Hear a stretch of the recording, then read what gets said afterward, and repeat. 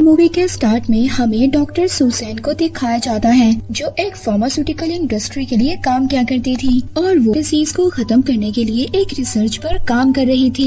मगर कंपनी के ऑनर्स उसको ये रिसर्च खत्म करने के लिए कहते हैं, क्योंकि उनके बहुत ज्यादा पैसे खर्च हो गए थे और कोई भी रिजल्ट उनके हाथ में नहीं आया था। तो डॉक्टर सुसैन उनसे 2 दिन का टाइम मांगती है और कहती है कि 2 दिन में मैं आप लोगों को रिजल्ट दूंगी। और अब हम सुसैन और उसके साथ उसके हेड को देखते हैं, जिनको वो अपनी रिसर्च फैसिलिटी पर लेकर जा रही थी, जो बिल्कुल समंदर के बीच में बनी हुई थी। वहाँ पर डॉक्टर सुसैन की कंपनी का जो ऑनर था, उसको बायोलॉजिस्ट वेलकम करती है। वो बायोलॉजिस्ट इनको अपनी सारी रिसर्च फैसिलिटी दिखाती है। वहीं पर वो ऑनर एक आदमी को पानी में देखता है, जो शार्क का ख्याल रखा करता था। इसका नाम कार्टर था। वो कार्टर को देखकर बहुत ज्यादा इम्प्रेस होता है। बायोलॉजिस्ट उस ऑनर को बताती है कि ये नॉर्मल शार्क है, मगर जिन पर हम एक्सपेरिमेंट कर रहे हैं वो साइज में काफी ज्यादा बड़ी है और उनको अलग रखा गया है। वो बायोलॉजिस्ट ऑनर को आगे रिसर्च फैसिलिटी दिखाती है। वो उसको बताती है कि इस रिसर्च फैसिलिटी में 3 लेवल्स हैं। लेवल 1 पर ग्रुप मेंबर्स रहते हैं,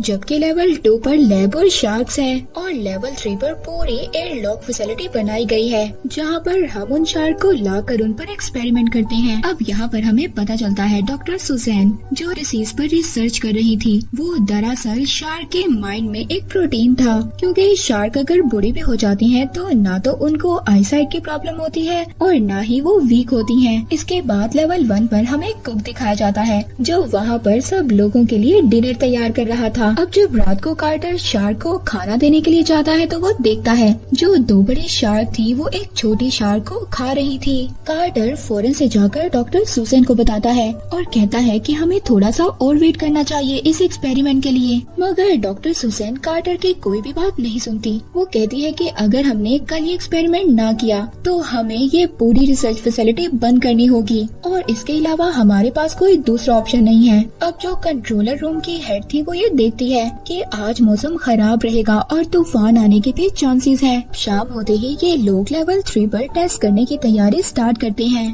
कार्टर टनल से होता हुआ एक शार्क को बेहोश कर लैब में ले आता है। वो शार्क बहुत ज्यादा बड़ी थी। डॉक्टर उस शार्क का स्कैन करते हैं। इसके बाद डॉक्टर सुसैन उस शार्क के माइंड में से वो प्रोटीन निकाल लेती है। फिर वो ड्रॉप पेशेंट के माइंड ब्रेन पर डालते हैं, जिसके बाद कुछ ही सेकंड्स में वो प्रोटीन अल्जाइमर को खत्म कर देता है। इसका मतलब ये था कि उनकी रिसर्च कामयाब हो गई थी।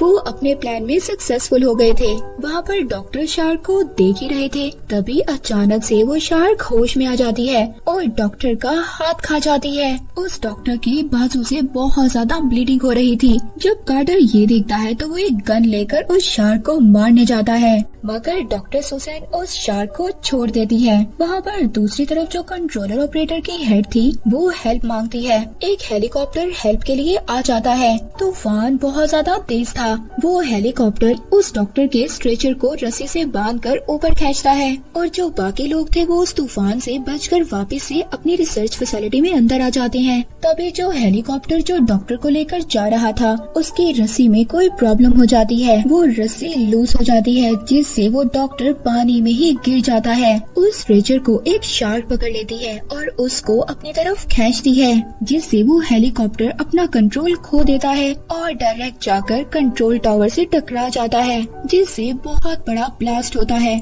उस ब्लास्ट में कंट्रोलर ऑपरेटर की हेड थी वो भी मर जाती है। ये ब्लास्ट इतना ज्यादा बड़ा था कि इसने हर लेवल को हिला कर रख दिया था, और उनके रखे हुए प्लेन्स और बोट भी इस ब्लास्ट में तबाह हो गए थे। लैब में देखते हैं कि वो शार्क उस डॉक्टर के स्ट्रेचर को एक मिरर पर मार देती है। वो शीशा टूट जाता है। उस शीशे के टूटते ही इनके लैब में पानी आने लगता है, मगर तभी ये लोग किसी न किसी तरह वहाँ से बचकर निकल जाते हैं। मगर इनका लैब पूरा का पूरा पानी में डूब चुका था। अब ये लोग लेवल 2 पर जाने की तैयारी करते हैं। तभी ये देखते हैं कि स्टेयर्स में भी पानी आ चुका था और एलिवेटर भी काम नहीं कर रही थी, और अब इनके पास ऊपर जाने का कोई भी रास्ता नहीं था। दूसरी तरफ हम उसे कुक को देखते हैं। ये लेवल 1 पर था और चेक करने के लिए जा रहा था कि आखिरकार ये सब क्या हो रहा है, और तभी अचानक से वहाँ पर भी पानी आ जाता है। लेवल 1 भी सारा का सारा डूब गया था। और लेवल 1 में एक शार्क भी आ गई थी। दूसरी तरफ डॉक्टर सुसैन और उसके साथ बाकी जो उसके साथी थे वो नीचे रास्ता ढूंढ रहे थे। तभी अचानक से उनको एक डोर पर पता चलता है कि शार्क उस डोर को तोड़ना चाहती है। कुछ ही देर में शार्क उस डोर को तोड़ देती है और वहाँ पर भी पानी भरने लगता है। मगर ये लोग एक सेफ जगह पर पहुँच जाते हैं। अब ऑनर को ये सब कुछ समझ नहीं आ रहा था कि शार्क ऐसा कैसे कर सकती है, और न ही कार्टर इन सब के बारे में जानता था जो शार्क का ख्याल रखा करता था। तभी वो ऑनर सुसन से कहता है कि मुझे सच सच बताओ, आखिर शार्क ऐसा क्यों कर रही है? तुमने अपने एक्सपेरिमेंट में क्या कुछ किया है? तो यहाँ पर सुसन ये रिवील करती है कि शार्क का माइंड इतना बड़ा नहीं होता, तो उसमें से इतना ज्यादा प्रोटीन निकालना इतना आसान नहीं था। तो इस वजह से डॉक्टर सुसन ने और दूसरे डॉक्टर ने मिलकर इल्लीगल तौर पर उसके माइंड को जेनेटिक इंजीनियरिंग से बड़ा किया ताकि ये हमें ज्यादा प्रोटीन प्रोवाइड कर सके, और यही वजह है कि ये शार्क ज्यादा स्मार्ट हो गई है। तभी दूसरी तरफ लेवल 1 पर हम उसी कुक को देखते हैं जिसको अचानक से शार्क नजर आती है। वो शार्क उसके पीछे आ रही थी। ये किचन में जाकर छुप जाता है और ये एक शेल्फ पर चढ़ जाता है। शार्क भी किचन में एंटर हो गई थी। तभी उस कुक को अपना पैरेट नजर आता है। वो अपने पैरेट को बचाना चाहता था, मगर तभी अचानक से शार्क आकर उसके पैरेट को खा जाती है। ये देखकर वो कुक बहुत ज्यादा डर गया था और नीचे गिर जाता है। शार्क दोबारा से उस कुक के पीछे आती है, मगर वो कुक इस बार ओवन में छुप जाता है। शार्क जब उसको खाने वाली थी तभी वहाँ पर ओवन की गैस ऑन हो जाती है। वो कुक अपने आप को बचाने के लिए ऊपर का दरवाजा तोड़ता है और बाहर आ जाता है, और वहाँ से वो दूर चला जाता है। वो अपने पास रखे हुए लाइटर को उस ओवन पर फेंक देता है, जिससे वहाँ पर एक ब्लास्ट होता है और वो शार्क के टुकड़े टुकड़े हो जाते हैं। वहीं पर दूसरी तरफ कार्टर और बाकी सब लोग वो सबमरीन रूम की तरफ आते हैं, मगर तभी वो आकर देखते हैं कि सबमरीन भी टूट चुकी थी ब्लास्ट होने की वजह से।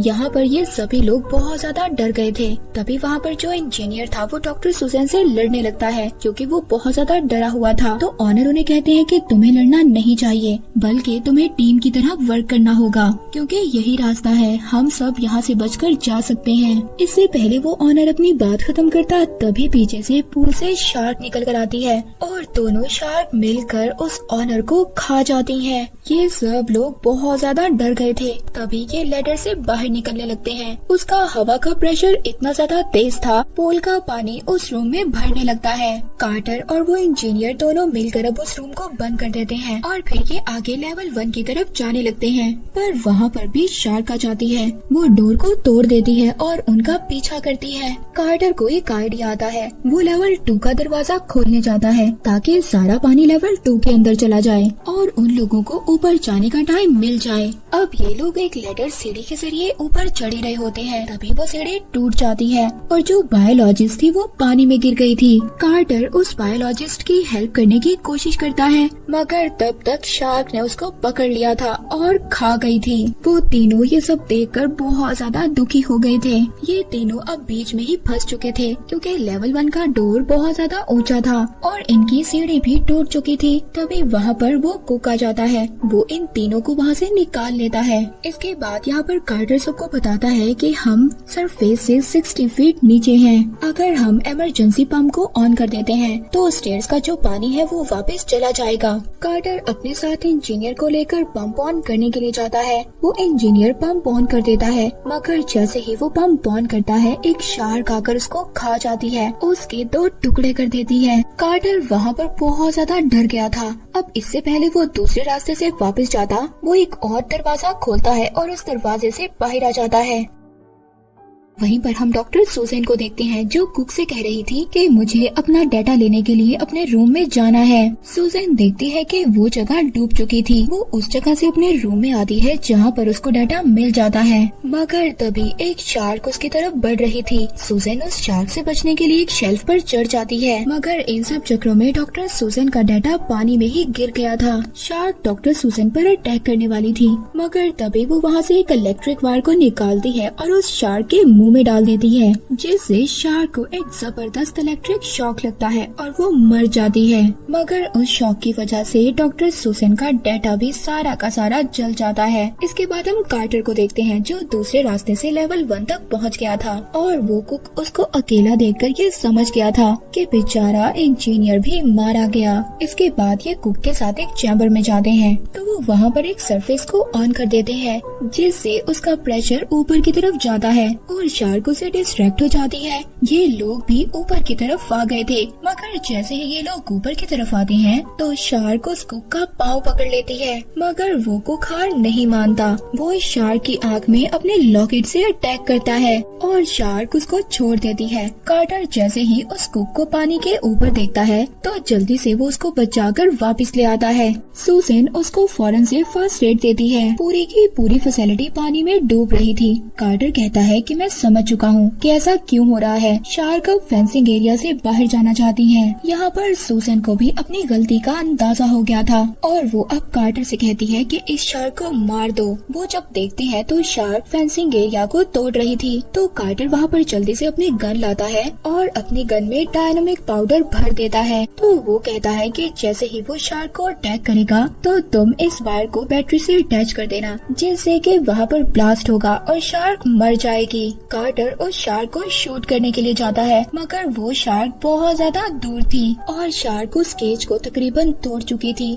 जिसमें इन्होंने शार्क को कैद किया हुआ था। अब सुसैन यहाँ पर एक टुकड़े से अपना हाथ काट लेती है और पानी में कूद जाती है, ताकि ब्लड की स्मेल से वो शार्क इसकी तरफ अट्रैक्ट हो। शार्क भी अब सुसैन की तरफ बढ़ रही थी। कार्टर सुसैन को बचाने के लिए भागता है। सुसैन किनारे पर आकर एक स्टेयर को पकड़ने लगती है, मगर जैसे ही वो स्टेयर पकड़ती है वो टूट जाता है, जिस वजह से सुसैन पानी में गिर जाती है और वो शार्क सुसैन को भी पकड़कर खा गई थी। कार्टर जब सुसैन को बचाने के लिए पानी में कूदता है तो शार्क उस पर भी अटैक करने लगती है। कार्टर उस शार्क को कसकर पकड़ लेता है। वो शार्क अपने आप को छुड़वाने के लिए बहुत तेजी से पानी में स्विम करती है। दूसरी तरफ वो कुक उस गन तक पहुंच गया था। वो उस शार्क पर निशाना लगाता है। जैसे ही उस शार्क पर निशाना लगता है तो कार्टर कहता है कि इसके वायर को बैटरी के साथ जोड़ दो। कार्टर खुद को उस शार्क से छुड़वा लेता है और केज को वहाँ पर पकड़ लेता है। कुक जैसे ही उस वायर को बैटरी के साथ अटैच करता है तो एक जोरदार ब्लास्ट होता है, जिससे कि उस शार्क के टुकड़े टुकड़े हो जाते हैं और कुक ये देखकर खुश हो गया था कि कार्टर जिंदा है। कार्टर उस कुक के पास पहुँच जाता है और दोनों रेस्ट करने लगते हैं। मूवी यहीं पर एंड हो जाती है।